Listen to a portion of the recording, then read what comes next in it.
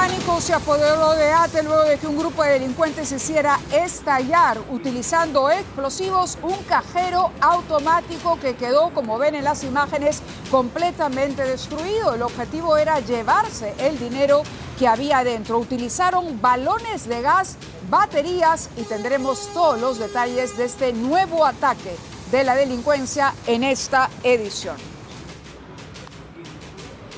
La inseguridad que avanza todos los días, pero además tenemos las imágenes de un enfrentamiento a balazos entre una tripulación retenida e indígenas que bloquearon la cuenca del río Tigre. La embarcación estaba retenida y la tripulación se quedó sin comida.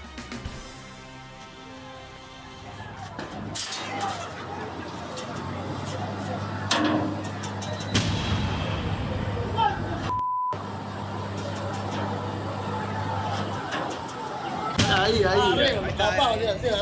Este es uno de los heridos de bala, de lo que... Bueno, como les comentaba, la embarcación estaba retenida varios días. La tripulación se queda sin comida, lo que intentaron pasar el bloqueo, lo que generó un enfrentamiento con armas de fuego. Impactantes imágenes que compartiremos con ustedes esta noche.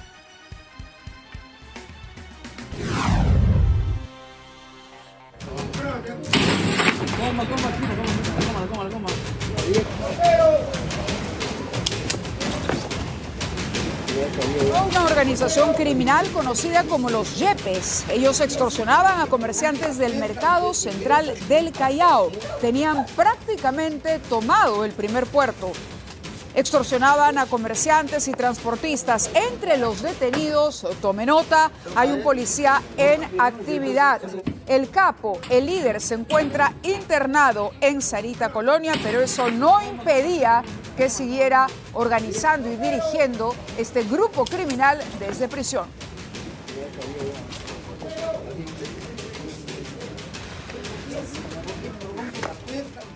Desarrollamos todo esto y mucho más, pero antes cumplimos con una pausa breve y estamos con ustedes de vuelta.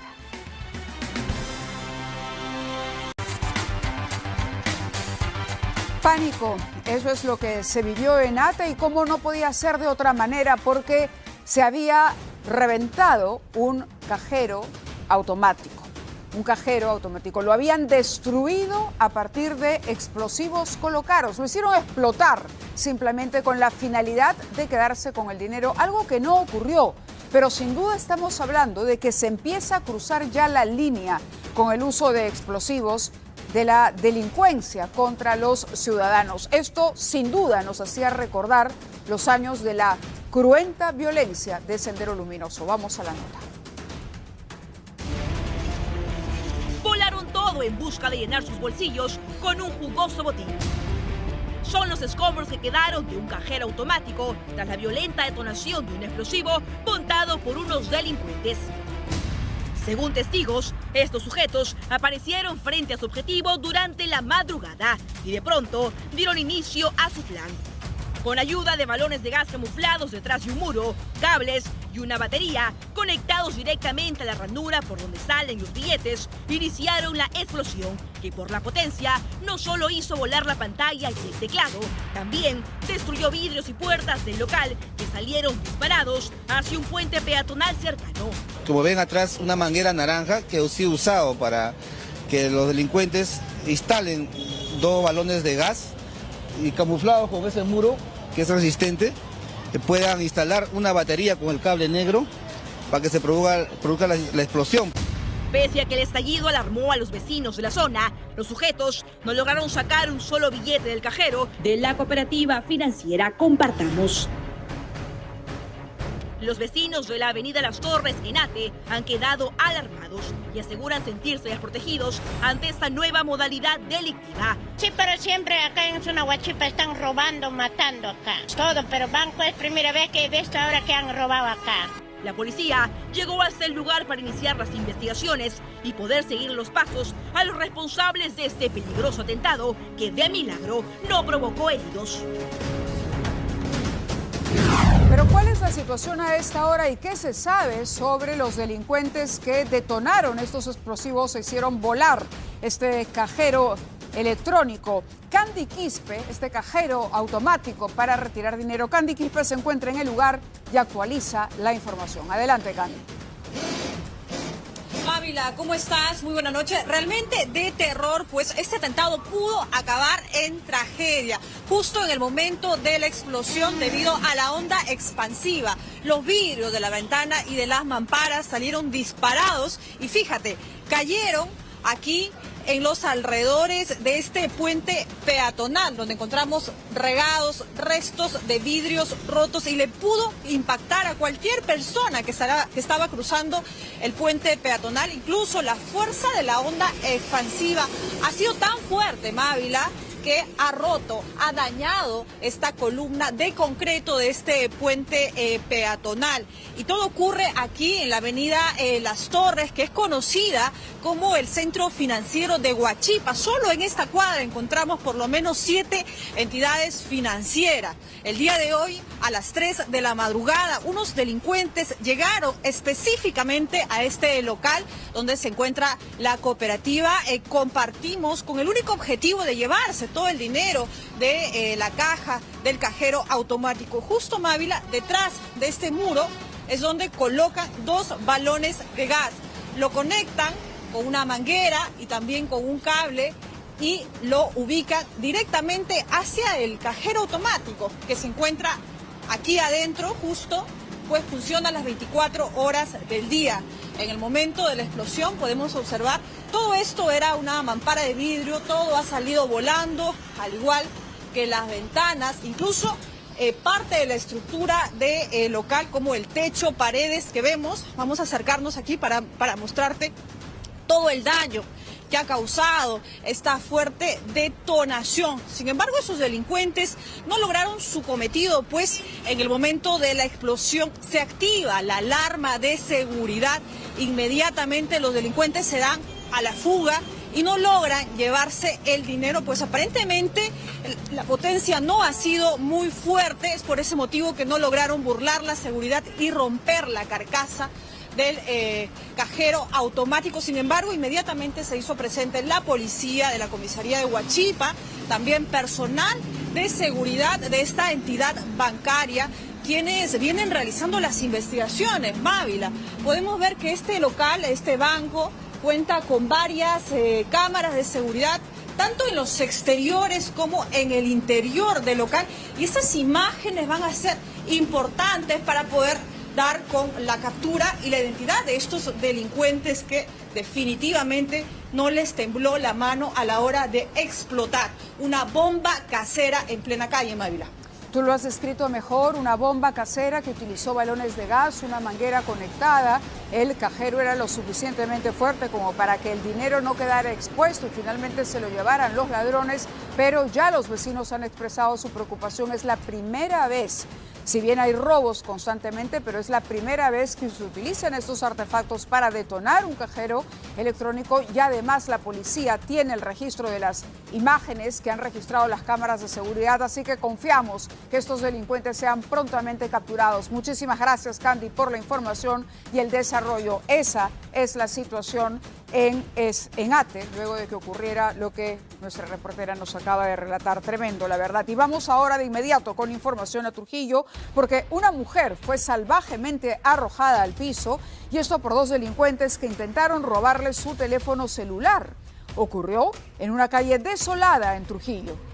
Cámaras de seguridad nuevamente captan cómo los ladrones a bordo de una motocicleta, ese fue el modus operandi, se percatan de que la víctima caminaba con el teléfono celular en la mano, cuando de pronto uno baja del vehículo para atacar a la mujer. Ustedes pueden ver con claridad en las imágenes cómo interviene este delincuente. Cuando se da cuenta del hecho, la joven lanza el teléfono a la pista, ¿no? Y los zampones solo proceden con llevar su cartera, es lo que les queda, porque todo esto ocurrió en fracción de segundos.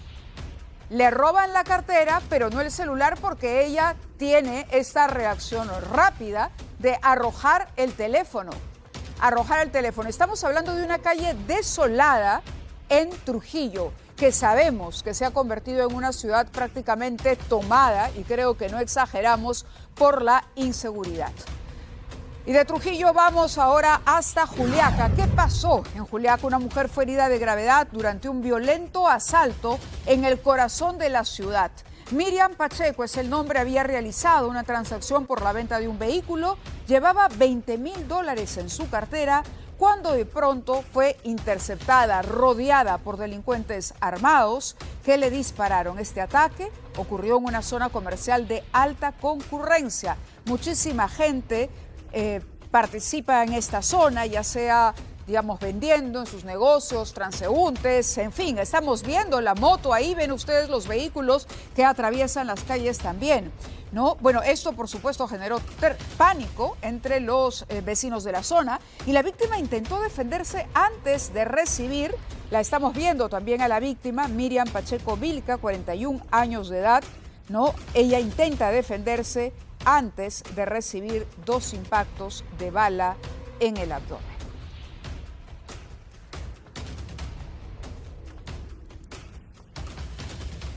Pero no todas son malas noticias, porque ha caído ya una banda de extorsionadores importante que actuaba en el Callao, ¿no? Que tenía tomado el centro del Callao. Una banda de extorsionadores conocida como los Yepes, una organización criminal cuyo líder se encuentra en este momento detenido en el penal de Sarita Colonia. Pero lo indignante de esta historia es que, una vez más, uno de los integrantes es un policía en actividad. Los detalles a continuación.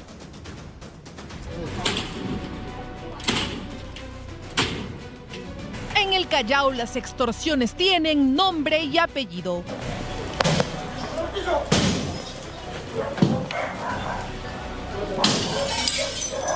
A combazos, la policía iniciaba la caída del imperio de balas, terror y muerte que había instalado la organización Los Yepes en el primer puerto y que tenía infiltrado a un policía en actividad. Un mega operativo que inició en la madrugada, por lo que los sospechosos estaban con la guardia baja.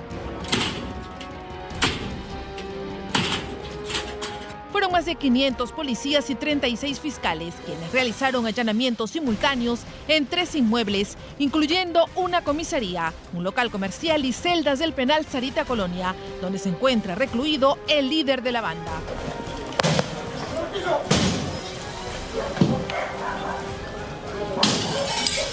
Precisamente en la dependencia policial de Boca Negra se descubrió que uno de los suyos se había pasado al lado oscuro. De su locker, de su ropero, de la comisaría de Boca Negra, donde se han encontrado elementos, ¿no? Llámese munición, tanto de armas de guerra como también de armas de puño. Según las investigaciones, los Yepes iniciaron operaciones desde el 2017, de sol en sol, y usando chalecos de fiscalizadores, cobraban cupos a transportistas, comerciantes y ambulantes hasta amasar una fortuna. Como las víctimas depositan a través de monederos virtuales como Yape, como Plin, y subsecuentemente estas personas de las que han sido detenidas, que fungen como cuentas receptoras, subsecuentemente van pasándole el dinero hacia los estratos superiores. Para hacer sentir su hegemonía, no usaban cualquier explosivo, sino la de mayor poder destructivo, para que el mensaje quede claro. 4 cartuchos de explosivos denominadas emulsiones. Esto es varias veces más destructivo que la propia dinamita. Este tipo de explosivos es utilizado para la minería, en este caso para la destrucción de grandes rocas. En total, 8 personas fueron detenidas. Un duro golpe al crimen chalaco. Estamos hablando de una organización criminal que operaba, como dijo la nota, 17 años y que había tomado como víctimas especialmente a los comerciantes del mercado central del Callao. Un mega operativo para desarticular esta organización. 13 inmuebles allanados, participaron 36 policías, o mejor dicho, 500 policías en todo el despliegue para todos estos allanamientos. Enhorabuena por la policía, 36 fiscales, eso es, 500 policías, 36 fiscales. Pero también habrá que llegar al penal Sarita Colonia, porque no es el primer caso que vemos de una organización criminal que, a pesar de que tiene el líder detenido, continúa operando. Y tampoco es el primer caso de un policía que se ve envuelto en una historia criminal. lo que es una pena. Muy bien. 3 hombres, en otras noticias, fueron asesinados a balazos durante la madrugada. Esto ocurrió en el Boulevard de Zárate, en San Juan del Lurigancho, en un ataque perpetrado por sicarios armados. Según información de la policía, las víctimas fueron identificadas como Saúl Cayaga, que era dueño del lugar, Humberto Rodríguez, de 45 años, sonidista, y Braulio Asensios, de 29 años, administrador del local. Los 3 se encontraban reunidos en el exterior del establecimiento, libando licor poco antes de ese ataque.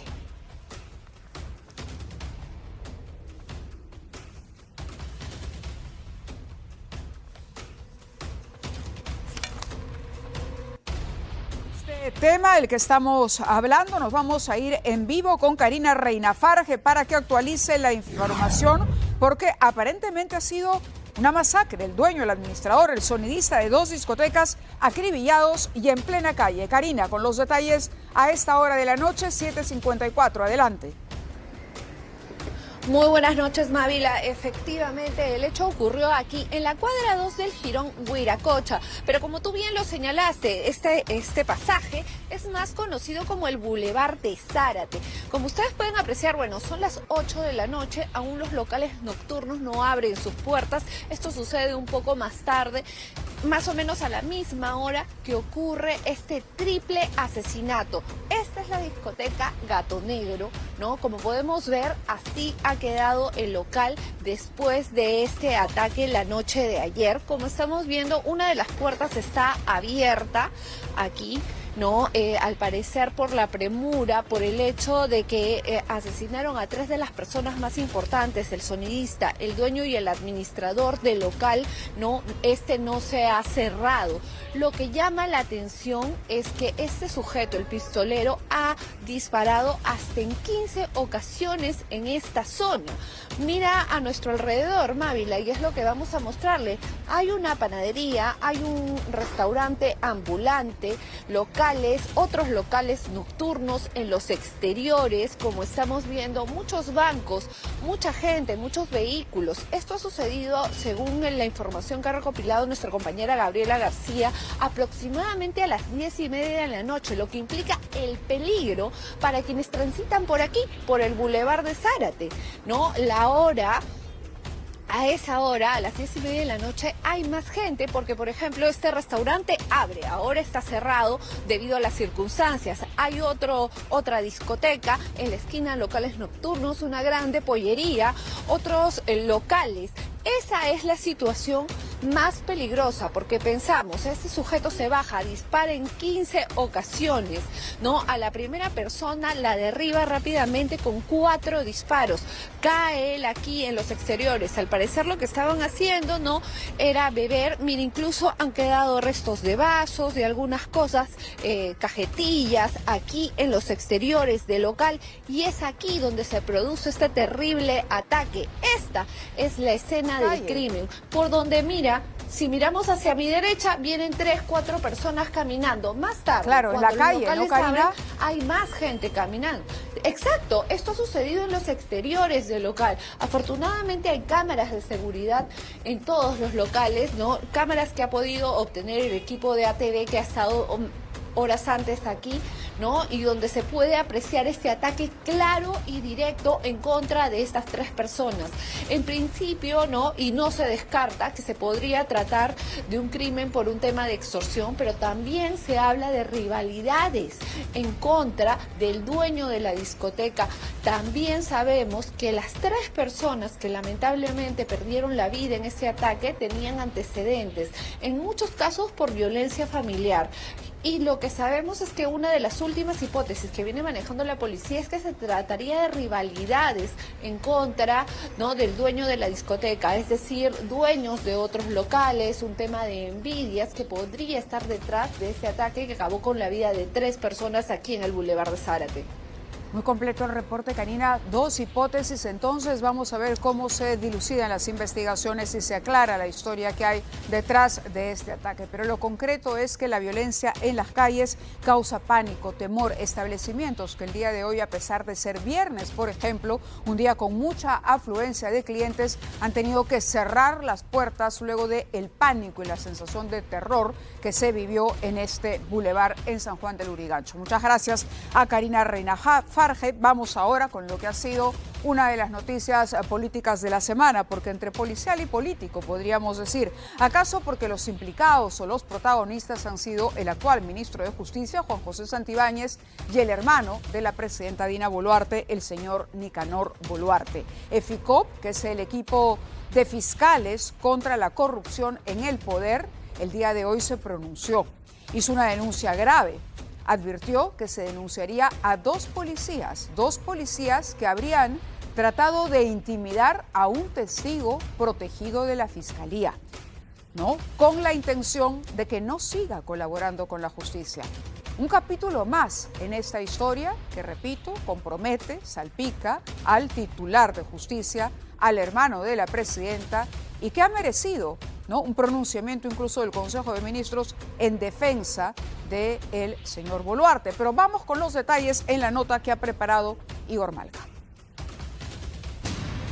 Hechos aislados, coincidentes o parte de una guerra de baja intensidad entre el Ejecutivo y los órganos del sistema de justicia. El tema es que siguen los dimes diretes y explicaciones a la opinión pública. Yo no tengo nada, ni nadie de este grupo tiene nada contra el señor Nicanor.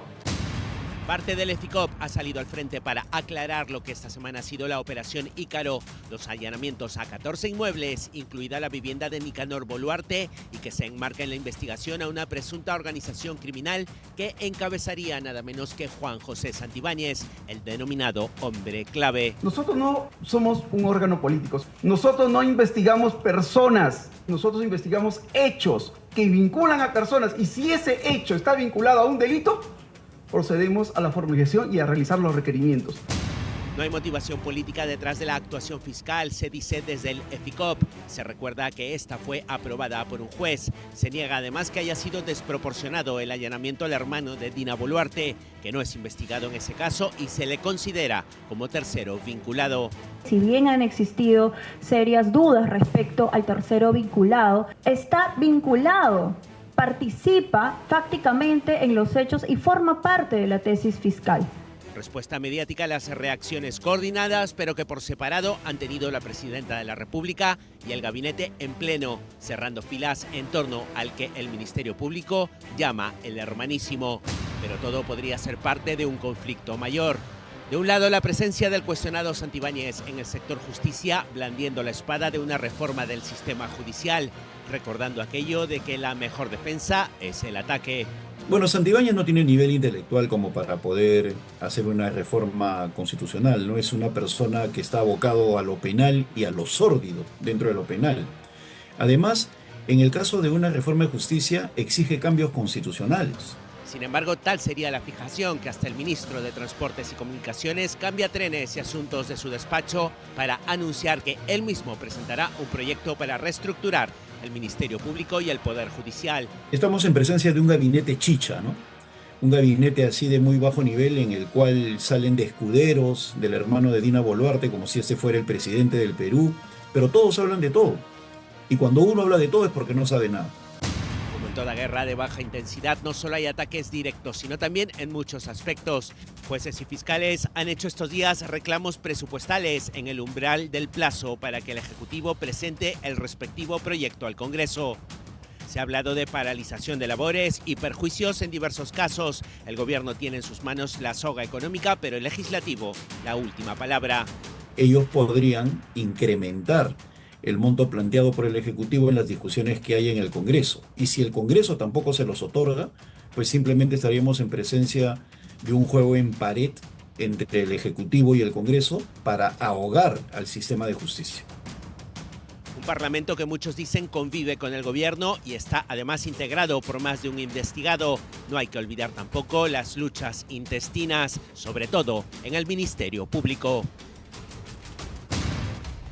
La justicia, por más críticas, cuestionadas, en fin, debilidades que tenga, jamás en un Estado democrático debería estar sometida a la influencia del poder político. Depender del poder político anula la independencia consagrada en la Constitución para el sistema de justicia. Eso en cuanto a la reforma. Y lo otro es interesante porque Igor destacaba el papel que han desempeñado los ministros de Estado. Los ministros son corresponsables de las decisiones que adopte la presidenta. Y en efecto, pocas veces hemos visto a los ministros dejar el trabajo en sus respectivas carteras para al unísono emitir un pronunciamiento en conjunto condenando lo que ocurrió en la casa del señor Nicanor Boluarte. Dicho sea de paso, uno de los aspectos que es parte de esta investigación no es que el señor Boluarte sea parte de una organización criminal, sino que se habría favorecido por esto gracias a que el señor Santibáñez, a pedido de la señora Boluarte, habría tratado de conseguir o habría facilitado certificados de trabajo para el hermano de la presidenta. ¿Y cuál es el objetivo de darle un certificado que demuestre arraigo laboral? En vista de que en medio de esas investigaciones se podría solicitar para él una medida restrictiva. Ahí está el detalle, pero esta historia se empieza a escribir por capítulos y los contaremos el próximo apenas lo tengamos claro. Muy bien, vamos con una historia terrible porque se trata de una joven de 20 años apenas, una joven de 20 años que encontraron muerta en su departamento, ¿no? Ella sale de fiesta, su madre desesperada intenta comunicarse con la joven. Algo sabía la mamá sobre un muchacho que la cortejaba, pero no tenía mayores detalles. Hay imágenes que la muestran ingresando, acompañada por 2 chicos. Pero vamos primero a ver la nota y luego reparamos en algunos detalles que quizá sirvan para esclarecer este crimen. Vino a Lima a trabajar y ahora su familia la lleva de vuelta a casa en un frío ataúd. Estos son los últimos momentos con vida de Alison Díaz, de 20 años. Aquí se le ve casi cayéndose, sin poder caminar. No estaba sola, estaba con quien se ha convertido en el principal sospechoso de su inesperada muerte. Pues la última vez que se le vio fue con este sujeto ingresando a la vivienda en donde alquilaba un cuarto. Pero ¿cómo es que esta joven encontró este fatídico final? Eran las 11:25 del martes. Estos 2 hombres llegaban con la joven a esta zona de San Juan de Miraflores. Ella ingresa, transcurren unos minutos y sale para irse con estos 2 chicos. Al parecer, tenía mayor confianza con uno de ellos, ya que se fue agarrada del brazo. Todo parecía normal, hasta que dieron las 12:08 de la madrugada. La joven aparece en escena, pero en un estado totalmente distinto. Solo llegó con el chico de gorra negra, quien la tuvo sosteniendo del cuello, pues la víctima no podía mantenerse de pie. La dirigió hasta la vivienda, ingresaron y luego a las 12:40 se registra su salida. Camina rápido y esta vez no solo tenía su gorra, sino también su capucha. Ruth Díaz Núñez, la madre de Alison, relata que después de ese día, nunca más su hija volvió a contestarle el teléfono.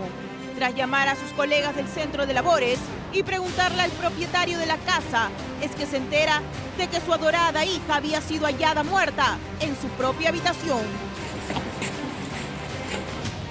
Los exámenes médicos revelaron que su deceso fue un estrangulamiento por asfixia. Unas personas de mal vivir se hicieron amigos de ella, han aprovechado de la confianza para matarla. Nosotros somos de Chiclayo. Nunca me imaginé venir a Lima y llevar el cuerpo de mi hija en una caja. La joven era estilista y había encontrado un trabajo en la capital. Su madre indicó que el viernes que la visitó su hija la había contado que había alguien que la pretendía. Toda esta información, con los datos, se lo ha brindado a la policía. Y la policía que haga su trabajo. Quiero que la ministra de la Mujer se pronuncie ante mi caso porque es mi hija. y puede ser una hija de cualquiera de nosotros. Justicia, para que mi hija tenga por lo menos la justicia de saber quiénes fueron esos desgraciados. La madre de la víctima regresó este viernes a su natal Chiclayo con el féretro de Alison. Allí sus demás familiares ya le esperan para velar su cuerpo y seguir clamando que este crimen no quede impune. Dicen que una madre tiene un sexto sentido, sobre todo cuando presiente que el peligro puede acercarse a sus hijos. Y esto parece ser que ha ocurrido con la madre de esta joven. Porque su hija le cuenta que la está pretendiendo un joven, tenemos entendido que sería, de acuerdo a algunas fuentes, un agente del INTE. Pero si ustedes revisan las imágenes y las ven con atención, la ven ustedes llegar, por lo menos en estas primeras tomas que tenemos aquí, con dos jóvenes. Ahora, ella medio que se tambalea, eso es evidente. Yo creo que salta a la vista, ¿no?, que la chica o había bebido de más o algo le pasaba o se moría de sueño, pero definitivamente tiene que apoyarse incluso en uno de ellos para poder dirigirse a su vivienda, porque además regresa solo con uno, ¿no? En algún momento ella incluso hasta como que forcejea con él, ¿no? Por lo menos a simple vista, de lo que se deduce de estas imágenes, lo que se ve, ella se está apoyando, ¿no? Las imágenes hablan, miren ustedes ahí, el paso de ella no es firme, tiene que apoyarse en él y ahí hay una suerte de forcejeo,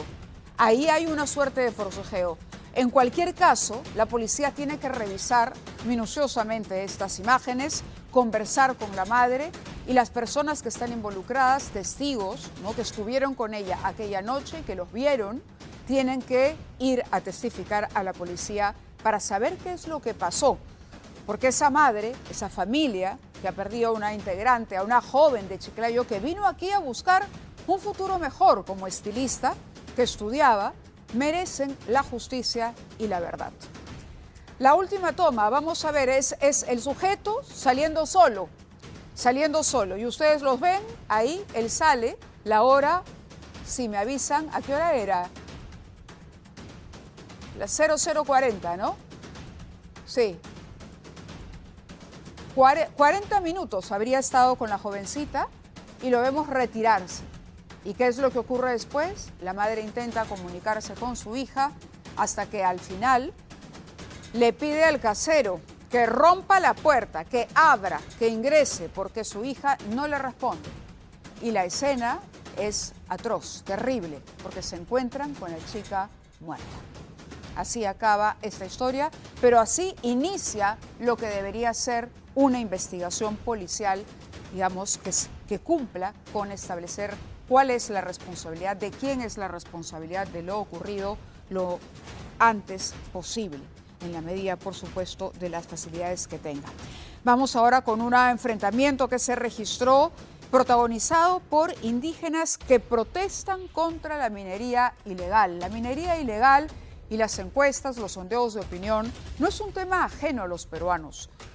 Un porcentaje importante de los peruanos sabemos que la minería ilegal ha penetrado nuestra sociedad y es cómplice de los criminales. Pero no solamente eso, se asocia, por ejemplo, con otras actividades ilegales como la tala ilegal. Son muchos los líderes indígenas que han sido asesinados por defender sus tierras. Pero vamos a ver lo que ocurrió esta vez en Loreto.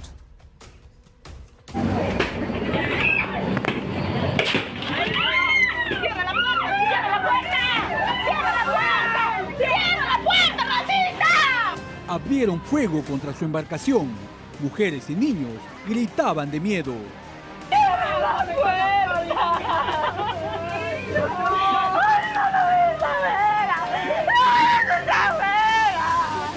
Era el tercer día en que se encontraban retenidos en un bote por una protesta contra la minería informal cuando se trasladaban por la cuenca del río Tigre, en Loreto. Al escasear los alimentos, decidieron encender el motor y escapar del bloqueo, sin imaginar que serían atacados con disparos.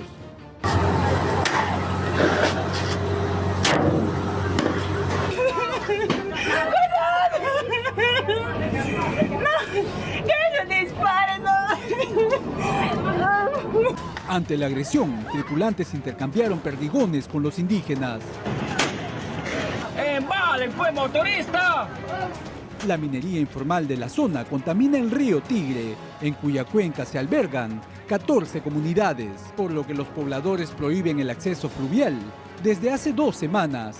La radicalización los ha llevado a disparar contra quien quiera burlar sus acciones, en este caso, un bote que traslada pasajeros y mercancía. Este es uno de los heridos de bala, un docente que está herido de bala. Acá también tenemos, mira, herido de bala. En total, los heridos fueron 6 tripulantes y 3 indígenas, todos impactados por perdigones. Ahora los pasajeros han quedado varados y la situación no parece que vaya a cambiar. Imagínate qué cantidad de niños tenemos acá, pasajeros, personas de diferentes lugares. Dicen, ellos saben dónde está la minería, ¿por qué no se van allá? ¡Cierra la puerta! ¡Cierra la puerta! ¡Cierra la puerta! ¡Cierra la puerta, racista! El aumento del precio del oro en el mercado negro hace que esta vil explotación de nuestros recursos naturales afecte a los más pobres, que ante la indiferencia del Estado buscan defender lo que consideran suyo con sus propias manos.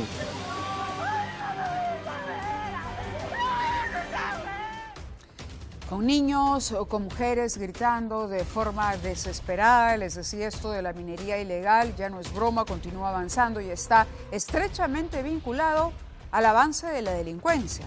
Es decir, esto ocurre en Loreto, pero esto guarda relación con lo que estamos viviendo aquí en Lima y en otras ciudades del país. Atención con ello, hay que ir a la fuente del dinero para acabar con la criminalidad organizada. Vamos también lo que habíamos adelantado el día de ayer. Mañana es el día de Santa Rosa. Visitamos Santa Rosa de Quibes, una aventura, ¿no?, al lugar donde vivió, donde pasó tiempo de su vida esta santa, ¿no? Y también, por supuesto, todo lo que usted puede descubrir a través de un recorrido en esa zona.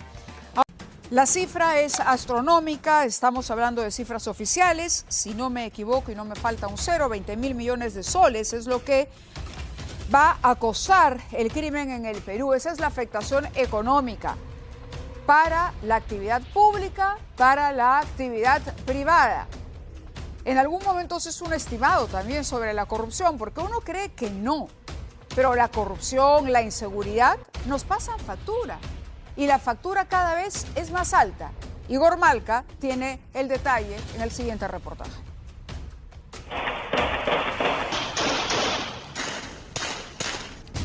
La vida no tiene precio y la delincuencia se lleva cientos cada año.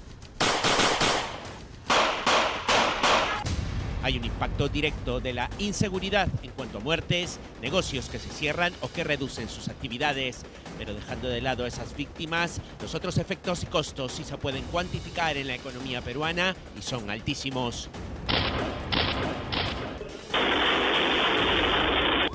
Para este año, el gasto en seguridad, tanto en el sector público como privado, bordea los 20.000 millones de soles, según el MEF.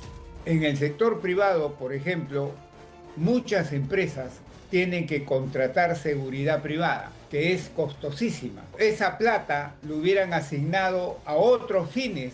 El grueso del gasto es del sector privado y se calcula en casi 14.000 millones de soles. Casi 6.000 millones es el costo en el aparato público. El Estado, por su lado, tiene que gastar más en hacer nuevas cárceles, en invertir en nuevo armamento, en invertir en más inteligencia, en invertir en más policías. Los datos están en el marco macroeconómico multianual 2026-2029, publicado por el Ministerio de Economía.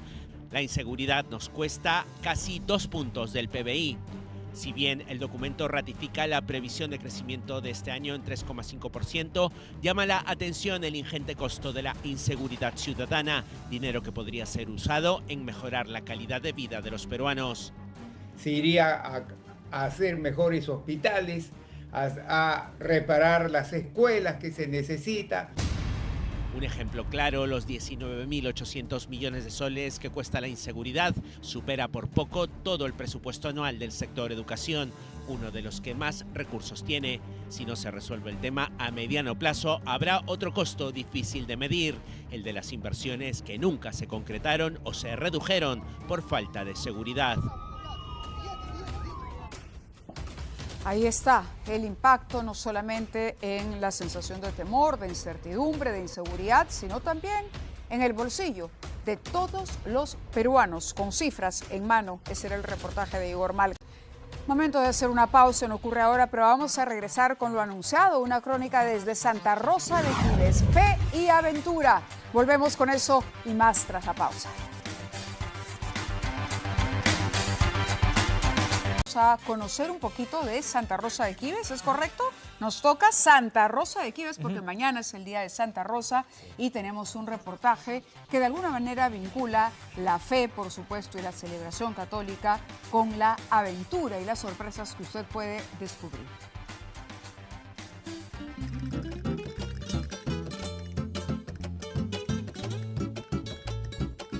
Un paraje muy cerca a la ciudad se convierte en agosto en la capital del turismo religioso. La distancia de Lima a Santa Rosa de Quíves es corta. Llegando a Caraballo, solo 1 hora y media nos separa.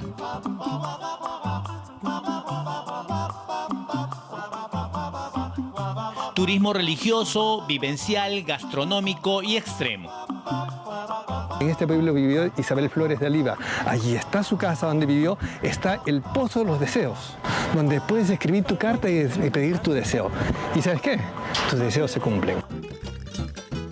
Santa Rosa de Quíves, ubicado en Canta, tiene todas estas experiencias en un solo lugar. Su actividad turística se da todo el año. Sin embargo, se escucha de este paraje mucho más a fines de agosto, por las celebraciones a la patrona de Lima. Le cuento la historia que esta ha sido rectificada porque hubo como un hueco, ¿no? Que fue enterrada la iglesia, ¿no? Y encima de esta iglesia construida, la que está ustedes viendo. Aquí vivió su niñez Isabel Flores de Oliva. Acá es celda. Celda se le llama, no es una celda de castigo, sino celda en esa época le llaman dormitorio, donde ella descansaba, donde ella pues hacía sus oraciones, sus ayunos, ¿no? Como en su convento en Lima, aquí en Quíves también hay un pozo de los deseos. Las cartas en el fondo son miles.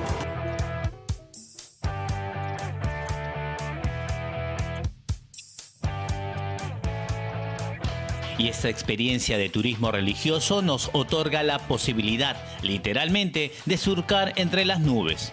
Y es que a unos pasos se encuentra el Santo Canopy Quíves. En este tu canopy puedes deslizarte 1800 metros y ¿sabes qué? Sobre todo, seguro sobre todo.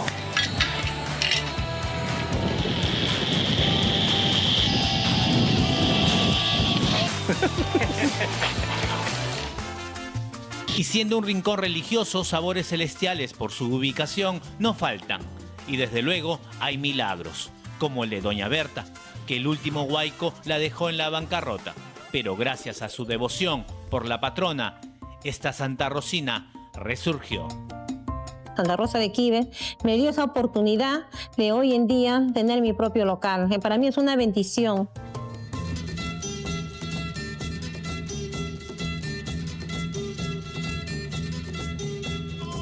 Diversas experiencias turísticas en un solo lugar. El distrito de Santa Rosa de Quíves, provincia de Canta, en la región Lima, nos demuestra, sin duda, que Perú es increíble.